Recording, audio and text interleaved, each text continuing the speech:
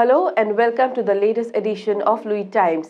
Stay tuned as we bring you the top 10 news of the day. In a recent development for Assam's agriculture sector, 1,000 kgs of Lab beans, locally known as Urohi, cultivated by farmers associated with Dihingporia Farmer Producer Company in Nitaipukhuri and the Sibsagar district, were successfully exported to London. This accomplishment follows a recent consignment where 500 kgs of Urohi was exported. Highlighting the positive trend in crop exports, Agriculture Minister Atul Bora expressed confidence in initiating a new agricultural revolution in Assam's economy. He anticipates further growth in crop exports, paving the way for a flourishing agriculture economy in Assam. Guwahati has been labelled as one of the least clean cities in India, securing the 402 position out of 446 urban local bodies in the main category in Swachh Sarvekshan 2023. The results, which were declared on Thursday by Ministry of Housing and Urban Affairs, revealed Guwahati's consistent struggle as it has been placed towards the bottom in the recent years. Guwahati received only 15% in public toilet cleanliness, 0% in waste segregation processing and the remediation of dump sites. The cleanliness of residential and market areas received a modest 17% each. However, Golaghat emerged as the cleanest city in the northeast.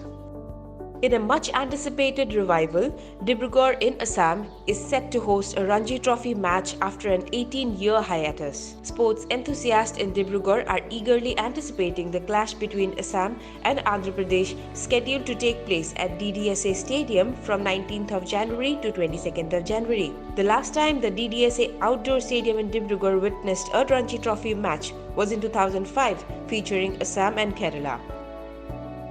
Aviation Regulators Bureau of Civil Aviation Security and Director General of Civil Aviation on Wednesday slapped penalties totaling Rs 2.70 crore on Indigo, Mumbai Airport operator MIAL, Air India and SpiceJet for various violations. Days after a video of Indigo passengers having food on the Mumbai Airport tarmac was widely shared, the Bureau of Civil Aviation Security has slapped fines of 1 crore 20 lakh on the airline and Rs 60 lakh on MIAL, while DGCA has imposed a penalty of Rs 30 lakh on the airport operators according to a separate order. It is rare for the Bureau of Civil Aviation Security and DGCA to impose huge penalties on airlines and an airport operator in a single day. That also comes against the backdrop of various measures taken in recent days to minimize fog-related disruptions at Delhi and other airports.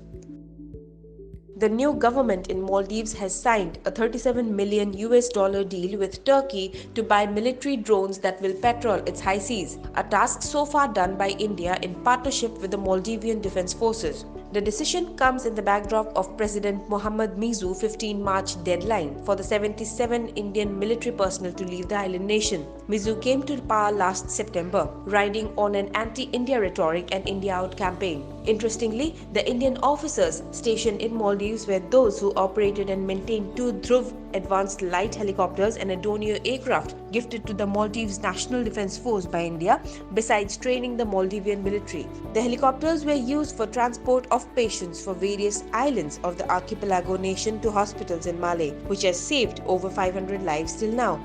In a first, an all-girl band hailing from the Northeast region is set to captivate audiences at the NCC Republic Day Camp 2024. Comprising of 45 girls aged between 13 and 15, the band is not only making its debut at the prestigious event but is also breaking stereotypes by representing the rich cultural heritage of the Northeast. Addressing the media at Delhi Cantonment, Director General of NCC Lieutenant General Gurbil Pal Singh announced that a total of 2,274 cadets, including a record-breaking 907 girls, are participating in the month-long camp as per reports.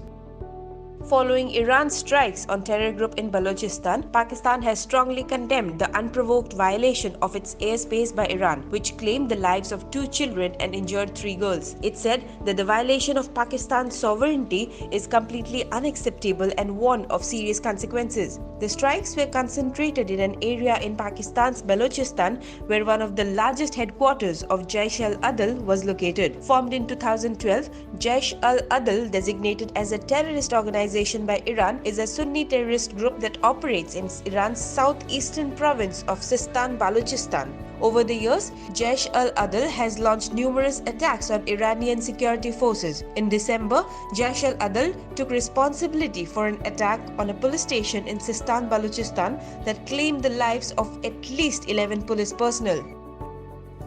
Notwithstanding the strains in ties between New Delhi and Malé, the young cadets of the Maldives will take part in the military parade on the occasion of the Republic Day ceremony of India on 26th of January. A group of young officials of the island councils of the Maldives will undergo training at the National Institute of Rural Development and Panchayati Raj in Hyderabad over the next couple of weeks.